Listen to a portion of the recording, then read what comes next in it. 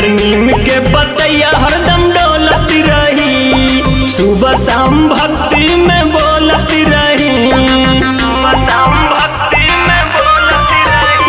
हरियर नीम के पतैया हरदम डोलत रही, सुबह शाम भक्ति में बोलत रही। चढ़ते कुंवर माई आवेली दुआर, भगतन के भड़काला से माहौल गइल बदल से रावाली के तकला से। चढ़ते कुंवर माई आवेली दुआर, भगतन के भड़काला से माहौल गइल बदल से रावाली के तकला से। माहौल गइल बदल, माहौल गइल बदल से रावाली के तकला से।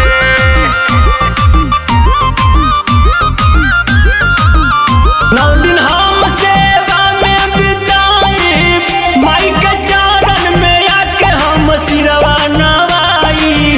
लाले लाल चुनरी चढ़ी जाई, लाल चुनरी चढ़ी जाई। केला संगे अनारा के फल जाई, माई के चरण में सुबह शाम चढ़ी जाई। अक्षत लवंगिया रोरी के निका माथवा पे टिकला से माहौल गइल बदल से रावाली के तकला से। चढ़ते कुंवर माई आवेली दुआर, भगतन के भड़काला से माहौल गइल बदल से रावाली के तकला से। रावाली के तकला से, रावाली के तकला से।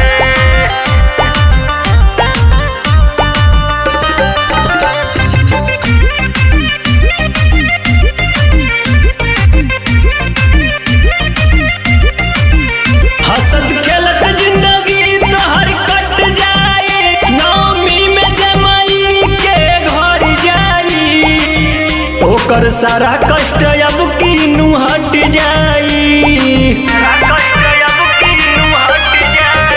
चंदन मिर्जापुरी रेखा न तर गइले, माई के सेवा में जाके नु पर गइले।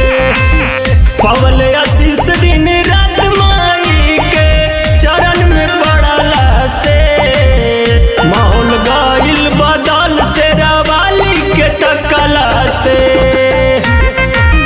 चढ़ते कुंवर माई आवेली दुआर, भगतन के भड़काला से माहौल गइल बदल से रावाली के तकला से। चढ़ते कुंवर माई